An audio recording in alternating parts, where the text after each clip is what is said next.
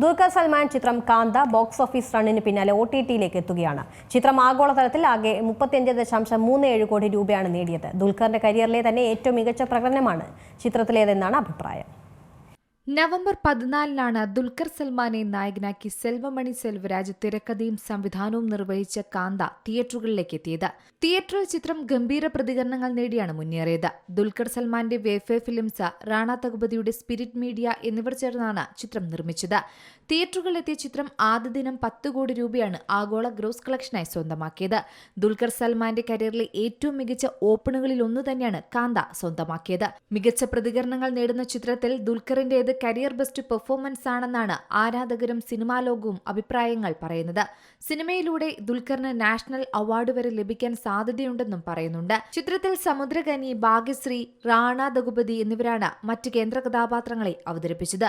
ദുൽഖർ സൽമാൻ, ജോം വർഗീസ്, റാണ ദഗുപതി, പ്രശാന്ത് പോട്ട്ലൂരി എന്നിവരാണ് ചിത്രത്തിന്റെ നിർമ്മാതാക്കൾ.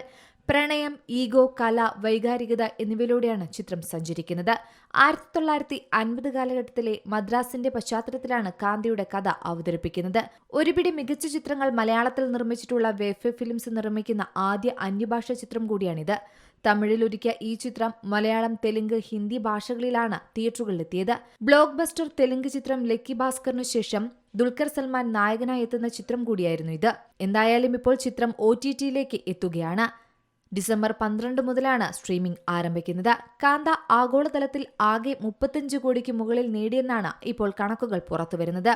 യുവാക്കളും കുടുംബ പ്രേക്ഷകരും നല്ല സിനിമകളെ സ്നേഹിക്കുന്ന സിനിമാ പ്രേമികളും ഒരുപോലെ സ്വീകരിച്ച ഈ ചിത്രം മികച്ച നിരൂപക പ്രശംസ നേടിയാണ് പ്രദർശിപ്പിക്കുന്നത്. അടുത്തിടെ ചിത്രത്തിന്റെ ദൈർഘ്യവും കുറച്ചിരുന്നു. അതിനുശേഷം ചിത്രം കൂടുതൽ ഒഴുക്കിലും വേഗതയിലും പ്രേക്ഷകർക്ക് ആസ്വദിക്കാൻ സാധിച്ചുവെന്ന് തന്നെയാണ് അറിയാൻ സാധിക്കുന്നത്.